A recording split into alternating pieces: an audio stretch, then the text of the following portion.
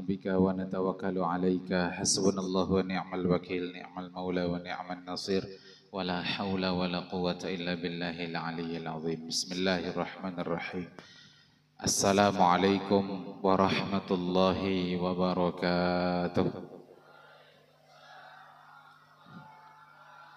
بسم الله ما شاء الله لا يسوق الخير إلا الله بسم الله ما شاء الله لا يصرف سوء إلا الله بسم الله ما شاء الله ما كان من نعمة فمن الله بسم الله ما شاء الله لا حول ولا قوة إلا بالله العلي العظيم الحمد لله رب العالمين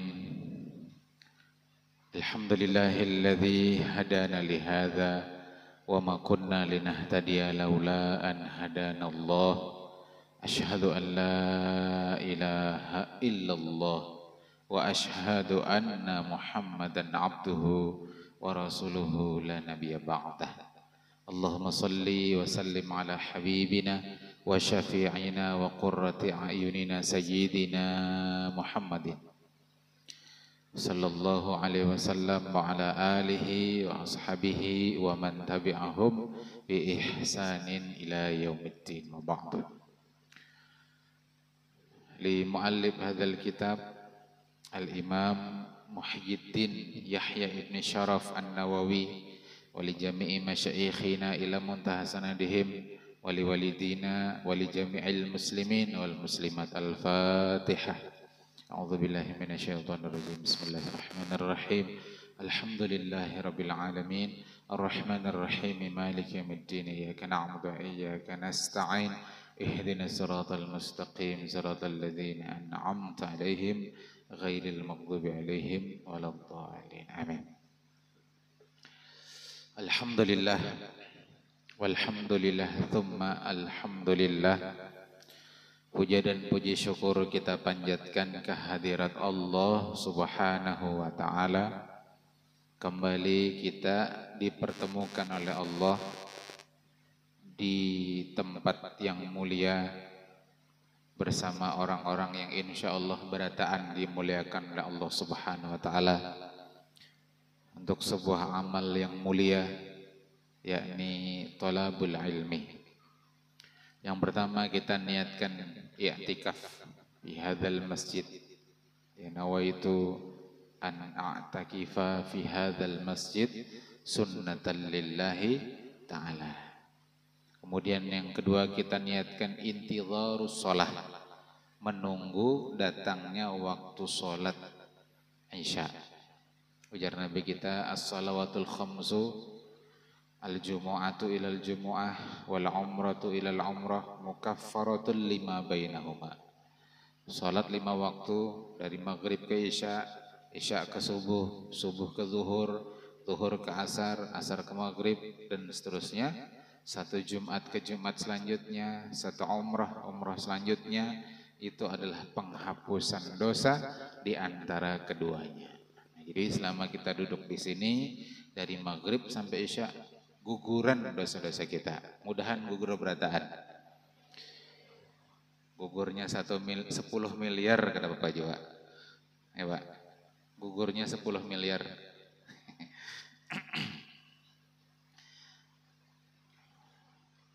Alhamdulillah kita berdapat dengan hari Jumat. Hari Jumat itu semulia-mulia hari. Dalam seminggu itu ada 7 hari. Ahad, Selasa, Arbi'a, Khamis, Jumu'ah, Sabtu. Dari 7 hari itu hanya hari Jumat yang Allah jadikan dia satu nama surah dari 114 surah dalam Al-Quran. Ya kalau ada surah Al-Jumu'ah,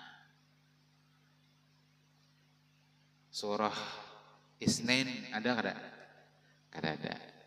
Surah Sulasa kada ada. Surah Khamis kada ada. Satu-satunya surah, satu-satunya hari dalam 7 hari hanya Jumat yang Allah jadikan nama surah dari 114 surah di dalam Al-Quran. Dan Allah menyatakan na'udzubillahi minasyaitonirrajim. Ya ayyuhalladzina amanu idza nudiya lis-salati min yaumil jumu'ah fas'au ila dzikrillah wa dzarul bai'. Dzalikum khairul lakum in kuntum ta'lamun. Wahai orang-orang yang beriman, orang beriman, kita berataan mudahan termasuk orang beriman. Diseru oleh Allah Ta'ala, orang beriman, jika diseru kalian untuk melaksanakan salat Jumat, fas'au ila dzikrillah, maka segeralah, berusahalah, sa'i, berusaha, supaya segera mengingat Allah. Jadi Jumat, salat Jumat itu bagian dari zikrullah. Padahal Allah menyatakan wadzkurullaha dzikran katsiran. Ingatlah kepada Allah dengan zikir yang banyak. Nah, di antara bentuk zikir adalah kita hadir dalam pelaksanaan salat Jumat. Lalu hal-hal lain yang bisa mengganggu tinggalkan. Wadzarul bai', perdagangan tinggalkan. Apapun yang mengganggu pelaksanaan salat Jumat tinggalkan.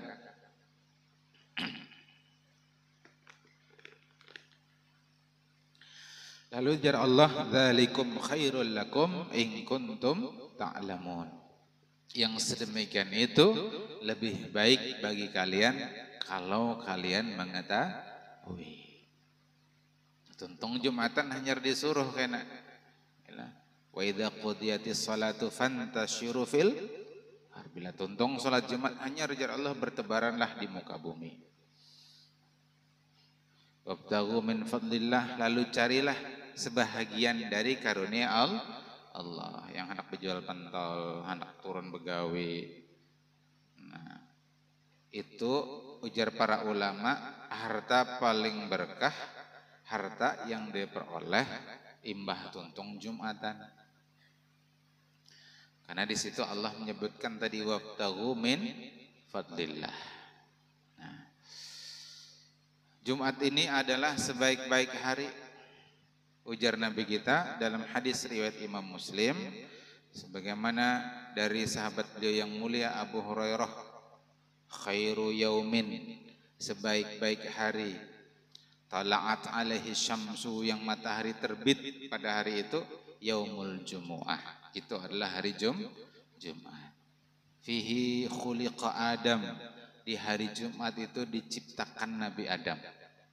Jadi makanya Nabi Adam itu Allah ciptakan hari Jumat. Wa udkhilal jannah, wa fihi udkhilal jannah, di hari Jumat pula Nabi Adam itu Allah masukkan ke dalam surga. Wa ukhrija minha, lalu kemudian Adam itu juga dikeluarkan dari surga itu di hari Jumat. Jadi Nabi Adam diciptakan hari Jumat, dimasukkan ke dalam surga hari Jumat, dikeluarkan dari surga itu juga hari Jumat. Artinya di hari Jumat ini ada orang beruntung sebagaimana Nabi Adam Allah masukkan ke dalam surga. Ada orang yang mengambil keberkahan dari Jumat ini dengan banyak beribadah kepada Allah. Tapi ada juga orang yang tidak memperoleh keberkahan Jumat, berlewat begitu saja hari Jumat itu, sebagaimana dikeluarkannya Nabi Adam daripada surga. Lalu ujar Nabi, la taqumu sa'ah illa fi yaumil jumu'ah. Tidak terjadi hari kiamat kecuali itu terjadi di hari Jumat. Jadi amun hari Jumat, apalagi harinya kayak tadi siang tuh, pina mendung, lah hujan. Amun Nabi kita melihat hujan mendung tuh takutan sedin. Takutan kalau hari itu terjadi kiamat. Nah, mudah-mudahan kita mengambil, bisa dibantu oleh Allah, dimudahkan untuk mengambil keberkahan hari Jumat. Lalu jar Nabi kita, ada satu waktu dari hari Jumat itu yang jika seseorang itu berdoa bertepatan dengan waktu itu, dia minta kepada Allah diqabul. Nah, ada 20 pendapat ujar Imam Ibnu Hajar Al-Asqalani. Nah, salah satunya pendapat yang menyatakan sebagaimana dikutip oleh seorang sahabat dari Nabi kita Nabi Muhammad, waktu terbaik dari berdoa di hari Jumat itu adalah ketika ya imam itu sudah naik ke atas mimbar sampai tuntung sholat Jumat. Nah, itu waktu terbaik untuk berdoa kepada Allah. Makanya bainal khutbatain, ketika khatib duduk tuh jangan guring. Jangan guring. Itu waktu terbaik kesan kita berdoa. Atau ketika imam di rukun pada khutbah kedua itu kan harus ada doa. Nah, jangan guring. Kada dapat aminnya kita, kada dapat doanya. Nah, begitu pula ketika sujud dalam salat kita bila sempat berdoa. Kemudian tuntung tasyahud akhir itu ada kesempatan untuk berdoa. Karena itu waktu terbaik dari imam naik di atas mimbar sampai sidin tuntung salat sampai assalamualaikum warahmatullah. Itulah waktu terbaik untuk berdoa. Mudah-mudahan dikabul, diijabah berataan doa dan pinta kita, hajat-hajat kita ya. Amin Allahumma amin. Nah, malam hari ini insyaallah kita melanjutkan pembacaan hadis arba'in, hadis yang ke-33. Ya kah? Di kitab itu dijuduli dengan Al-Bayyinatu wal Yaminu, bukti dan sumpah. An Ibni Abbasin radhiyallahu ta'ala anhuma anna Rasulullah sallallahu alaihi wasallam qala. Dari Ibni Abbas, ngaran sidin itu Abdullah. Abah sidin ngarannya Abbas, jadilah Abdullah bin Abbas. Tapi lebih masyhur dengan sebutan Ibnu Abbas, anaknya Abbas bin Abdul Muthalib. Jadi hitungannya Ibnu Abbas ini sepupu sekali lawan Rasulullah. Jadi Abbas paman Nabi itu bedang sanak lawan abahnya Nabi. Makanya kemudian Ibnu Abbas atau Abdullah bin Abbas itu sepupu sekali. Ujar Ibnu Abbas bahwasanya Rasulullah sallallahu alaihi wasallam bersabda, "Lau yu'tan nasu yad'uhum." Apa? "Lau yu'tan nasu bid'awahum la da'a rajulun amwala qaumin wa dima'ahum." Jadi jar Nabi kita, lau seandainya yu'ta diberikan atau dibiarkan annasu manusia itu bidakwahum untuk mendakwa, mengklaim, menuduh, ladda'a rajulun tentu saling, ladda'a rijalun tentu saling dakwa mendakwa, rijalun orang-orang, amwala qaumin wa dima'ahum harta-harta orang lain dan darah-darah mereka. Jadi itu bacanya dima'ahum lah, karena ini ataf ga amwalahum, ada wawunya, wa ataf wa dima'ahum lain wa dima'uhum. Kenapa maka dibaca dima'ahum? Karena ataf ke amwala. Kenapa amwala dibaca amwala mansub? Karena inya maf'ul bih daripada ladda'a. Nah, jadi jar Nabi kita, andai dibiarkan, andai diberikan kepada manusia itu, dibiarkan untuk apa tadi? Menuduh orang, mengklaim, menganggap. Tentu banyak orang saling tuduh menuduh, saling anggap menganggap, ini hartaku, padahal ampun orang. Nah, inya membunuh keluargaku, yang menumpahkan darah keluargaku. Namun dibiarkan. Lakinnal bayyinatu, jar Nabi kita, akan tetapi bayyinah, bukti itu, alal mudda'i, atas orang yang menuduh, atas orang yang mendakwa, wal yaminu ala man angkara, dan sumpah itu atas orang yang mengingkarinya, ya, atas orang yang terdakwa. Jadi ada yang mendakwa ngarannya mudda'i, ada orang yang terdakwa ngarannya man angkara, atau dalam hadis lain disebutkan al mudda'i alaihi. Jadi atas orang yang menuduh itu harus menghadirkan bukti bayinah, dan atas orang yang dituduh inya boleh mengingkari, boleh menyangkal, boleh menolak dengan cara bersumpah. Hadisun hasanun, ini hadis yang hasan, hadis yang bagus, di bawah derajat hadis sahih, karena ada rawi yang hafalannya kada sebagus hafalan rawi yang sahih. Rawahul Baihaqi wa ghairuhu wa hakadha wa ba'duhu fi sahihain. Jadi hadis ini diriwayatkan oleh Imam Baihaqi dan yang lainnya, demikian pula sebahagiannya diriwayatkan dalam sahihain, yakni hadis yang diriwayatkan oleh Imam Bukhari dan Imam Muslim. Nah, ayuhal hadirun rahmatullah alaikum. Hukum asal manusia itu terbebas dari tuduhan. Hukum asal manusia itu bebas dari sangkaan. Hukum asal manusia itu praduga tak bersalah. Nah, itu istilah lah dalam ilmu hukum.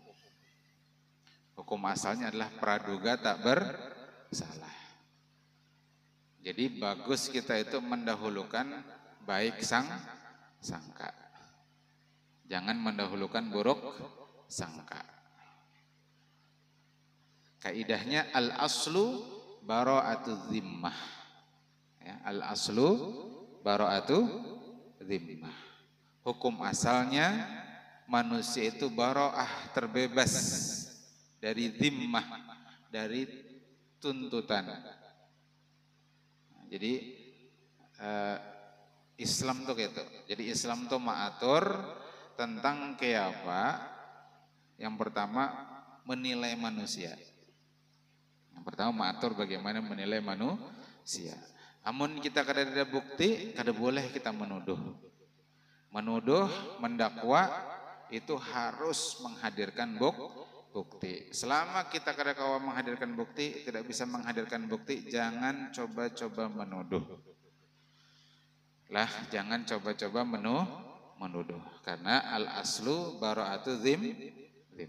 Hukum asalnya manusia itu bebas daripada tuntutan, bebas daripada dakwaan. Nah, makanya dalam hadis tadi itu disebutkan al-bayyinatu 'alal mudda'i. Amunnya kemudian setiap orang itu mudah menuduh orang tanpa menghadirkan bukti, ya nanti jar Nabi, nanti manusia akan saling tuduh menuduh, manusia akan saling mengklaim ini hartaku, ini ada berhutang wadah aku sekian ratus juta, tapi kada kawa menghadirkan bukti, kada ada kwitansi, kada ada catatan hutang piutang. Nah, makanya bilanya ada orang berhutang, bagus ada catatannya, itu hukumnya sunnah. Di Quran disebutkan, ya ayyuhalladzina amanu idza tadayantum bidainin ila ajalin musamma faktubuh. Wahai orang-orang beriman, jika kalian saling hutang piutang sampai waktu tertentu, maka tulislah. Meskipun kada wajib jar jumhur ulama, tapi hukumnya sunnah. Bagus bila ada hutang piutang, ada tulisannya. Karena tulisan itu diantara alat bukti. Bilanya orangnya canggih, cangkal berhutang ngalih ditagih, kita ada bukti. Nah, ini pian berhutang. Hari ini tanggal sekian, bulan sekian. Jumlahnya sekian. Ini tanda tangan pian. Ini saksi-saksinya. Nah, itulah pentingnya pencatatan. Jadi hadis ini sebujurnya menjelaskan tentang bagaimana penyelesaian Islam kalau ada orang-orang yang saling bersengketa, baik soal harta maupun soal darah. Tadi kan disebutkan, andai setiap orang boleh mengklaim, maka setiap orang nanti saling tuduh menuduh soal harta, soal darah. Nah, Islam kada hendak timbul permusuhan. Nah, timbul permusuhan. Islam itu hendak mewujudkan kedamaian. zahiran wa batinan. Secara zahir orang tuh aman, damai. Nah, batinnya juga aman, damai, tentram, tenang. Nah, dicegahnya oleh Islam tadi itu caranya. Nabi mengajarkan. Kada dibiarkan saling menuduh tanpa menghadirkan bukti. Makanya bila nang viral terakhir ini KPK menangkap operasi tangkap tangan Mbak Anam. Nah, itu buktinya ada. Waktu konferensi pers KPK, duit nang cagaran diserahkan tuh nang 10 miliar tuh ditampayakannya. Di andaknya di meja. Dalam kardus 10 miliar jumlahnya. Itu bukti. Ujar orang wah ini isinya barang bukti. Dan dalam aturan negara kita, orang itu boleh dinyatakan tersangka bila pihak yang menuntut itu bisa menghadirkan minimal 2 alat bukti. Nah, sebenarnya 1 gini cukup ya, tapi hendak lebih hati-hati. Nah, ditetapkan minimal 2 alat bukti. Kalaunya kadakawa menghadirkan alat bukti, ya kadakawa membawa orang ke pengadilan. Nah, adapun pejabat, ini dalam Islam lah pejabat.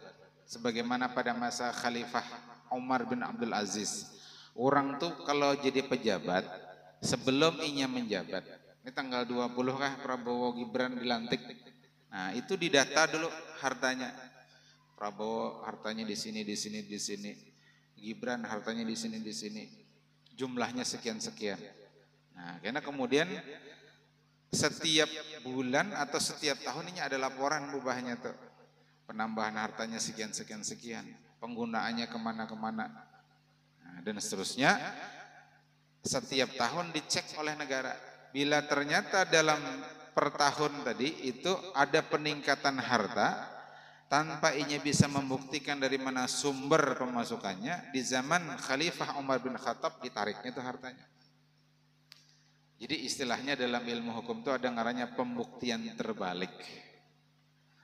Pembuktian terbalik. Jadi misalkan hartanya asalnya 10 miliar. Setahun inya begawi, gajinya sekian-sekian, atau inya ada usaha, ada laporannya, ada akuntansinya. Makanya penting pencatatan tuh, akuntansi itu. Supaya ketahuan berapa masuk, berapa keluar. Nah, lalu kemudian yang inya bisa laporkan sekian-sekian, yang tidak dia bisa laporkan, anggap misalkan 2-3 miliar, 3 miliar misalkan. Inya kadang-kadang bisa tidak bisa membuktikan itu harta inya dari jalur yang halal ditarik oleh negara. Jadi harta negara. Nah, kalau inya bisa membuktikan selamat, ampun inya. Itu ngarannya pembuktian terbalik. Di negara kita ini belum lagi pembuktian terbalik itu belum diterapkan.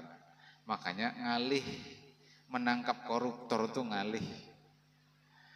Karena yang menuduh itu yang harus menghadirkan bukti.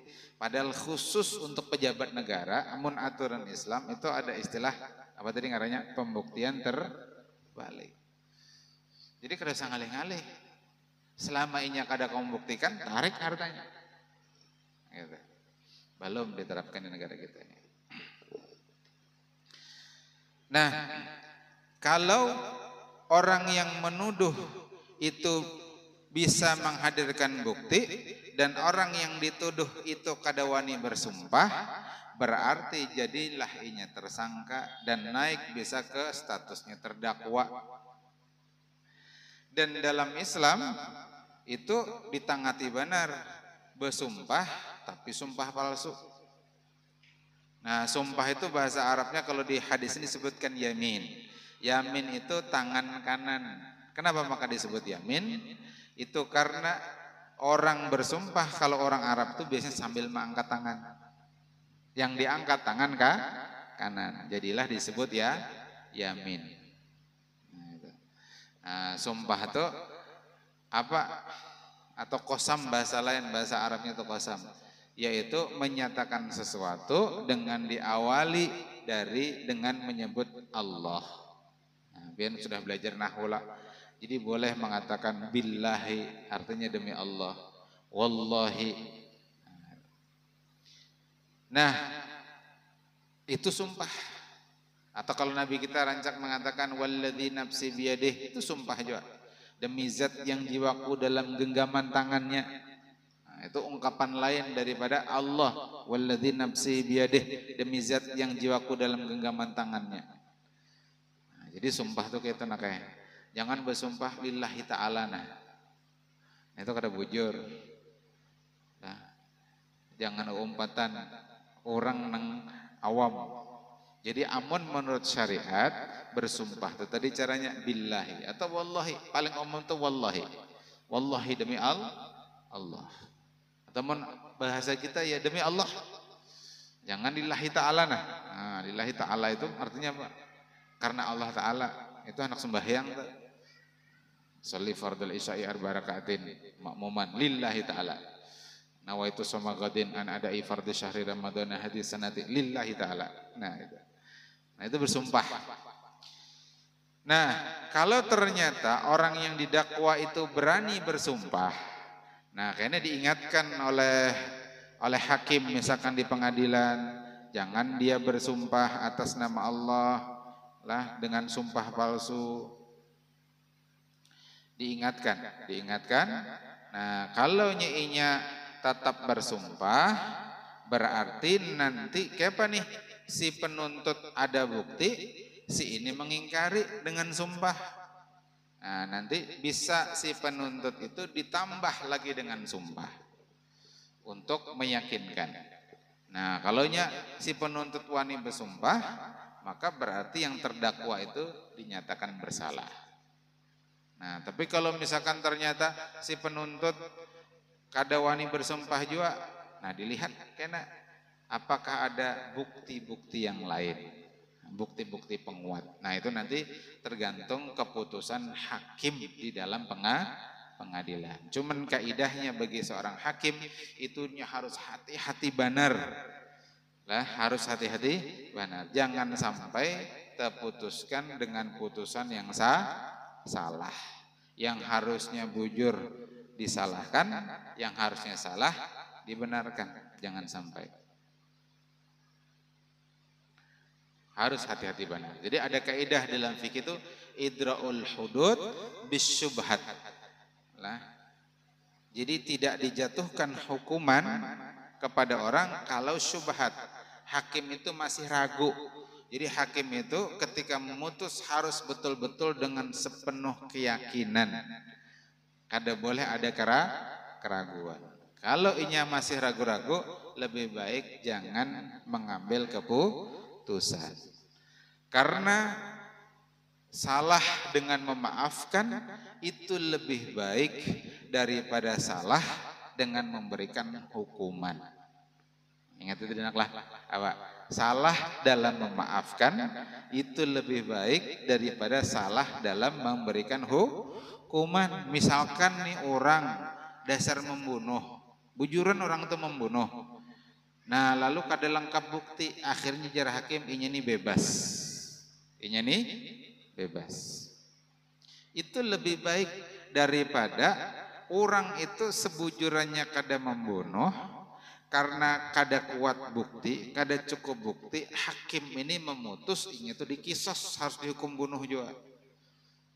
Nah, jadi lebih baik memaafkan daripada menjatuhkan hukuman kalau dalam keraguan. Karena kalau kemudian dihukum kisos, bayangkan orangnya mati, kawalah dibulikakan nyawanya. Kau kada?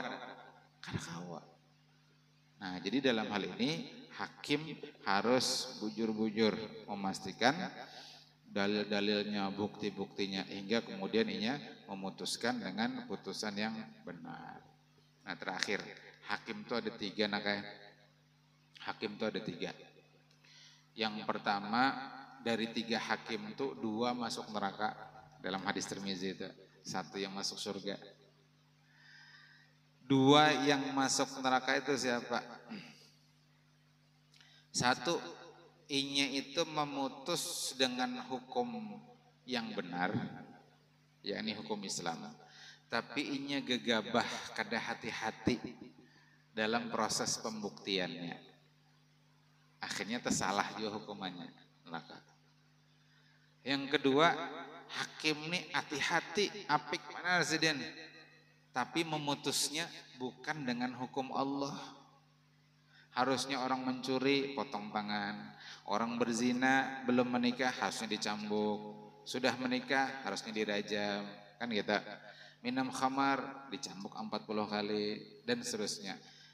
Tapi inya memutus bukan dengan hukum Allah. Apiknya hati-hati.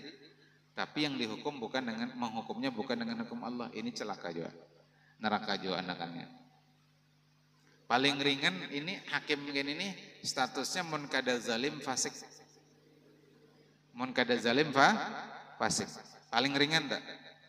Bisa sampai ke tingkat kafir. Karena Quran menyambat wa man lam yahkum bima anzalallah faulaika humudz zalimun. Siapa orang yang menghukum termasuk hakim bukan dengan hukum Allah maka dia orang yang zalim. Di ayat lain wa man lam yahkum bima anzalallah faulaika humul fasiqun. Fasik. Jika inya menganggap hukum Islam itu baik tapi belum bisa menerapkan hukum Islam, antara dua jadinya, antara zalim atau fasik. Tapi kalau inya mengingkari bagusnya hukum Islam, sempurnanya hukum Islam, inya mengingkari nih, lalu mengambil hukum lain selain hukum Allah, kafirnya.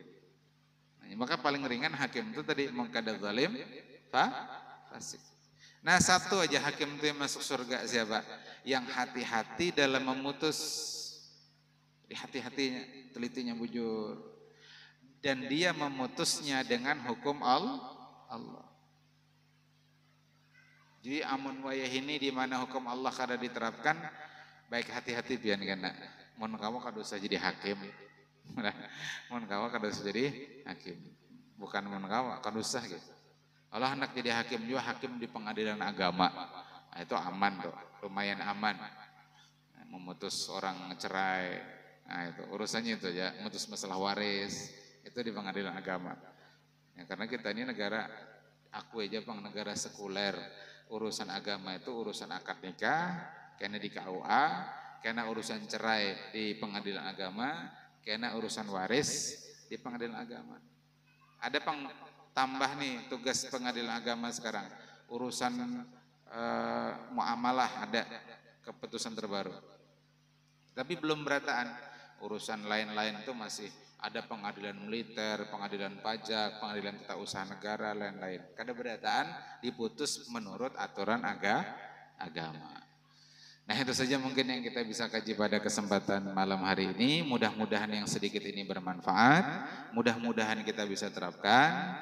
Santri hati-hati jangan sampai menuduh kawan kalau kada ada bukti. Para asatid juga jangan memponis santri begini begitu sebelum cukup bukti. Nah, jadi hati-hati benar supaya kita saling nyaman lah, kada muncul permusuhan, kebencian, dendam dan lain sebagainya. Mudah-mudahan berataan dijaga oleh Allah Subhanahu wa taala, disehatkan badan, dipanjangkan umur, diistiqomahkan dalam ketaatan, diistiqomahkan dalam kebaikan. Demikian pula mudah-mudahan abah mama kita sehat, mudah-mudahan dilapangkan rezekinya, dimudahkan urusannya, yang hendak tulak umroh mudah-mudahan disehatkan badannya, umrohnya menjadi umroh yang makbulah, yang belum tulak umroh mudah-mudahan nanti diizinkan oleh Allah, diundang sebagai tamunya untuk dapat melaksanakan ibadah haji dan umrah. Ala hadiniyah wa kulli niyatin salihatin wa nafi'atin. Al-Fatihah. أعوذ بالله من الشيطان الرجيم بسم الله الرحمن الرحيم الحمد لله رب العالمين الرحمن الرحيم مالك يوم الدين إياك نعبد وإياك نستعين اهدنا الصراط المستقيم صراط الذين أنعمت عليهم غير المغضوب عليهم ولا الضالين آمين آمين يا الله يا رب العالمين اللهم اجعل جمعنا هذا جمعا مرحوما وتفرقنا من بعده تفرقا معصوما اللهم نور قلوبنا كما نورت السماوات والأرض أبدا إنك على كل شيء قدير. اللهم فقهنا في الدين وعلمنا تأويل. اللهم فقهنا في الدين وعلمنا تأويل. اللهم فقهنا في الدين وعلمنا تأويل. اللهم إنا نسألك فهم النبيين وحفظ المرسلين وإلهام الملائكة المقربين. اللهم أغنينا بالعلم وزينا بالحلم وأكرمنا بالتقوى وجملنا بالعافية والسلامة برحمتك يا أرحم الراحمين. ربنا اللهم يسر لنا زيارة مكة والمدينة للحج والعمرة ببركة سيدنا محمد صلى الله عليه وسلم. اللهم اجعل عمرتنا عمرة مقبولة ومبرورة وسعينا سعيا مشكورا وذنبنا ذنبا مغفورا وزيارتنا زيارة مباركة وتجارتنا تجارة لن تبور يا الله يا رب العالمين. ربنا تقبل منا إنك أنت السميع العليم وتب علينا إنك أنت التواب الرحيم. ربنا هب لنا من أزواجنا وذريتنا قرة أعين واجعلنا للمتقين إماما. ربنا آتنا في الدنيا حسنة وفي الآخرة حسنة وقنا عذاب النار. صلى الله عليه محمد وعلى آله وصحبه وسلم بفضل سبحان ربك العزة عما يصفون وسلام على المرسلين والحمد لله رب العالمين. تقبل الله منكم. سبحانك اللهم بحمدك أشهد أن لا إله إلا أنت أستغفرك وأتوب إليك. Ulun mohon ampun, mohon halal mohon ridha. Hadanallahu majma'in. Assalamualaikum warahmatullahi wabarakatuh.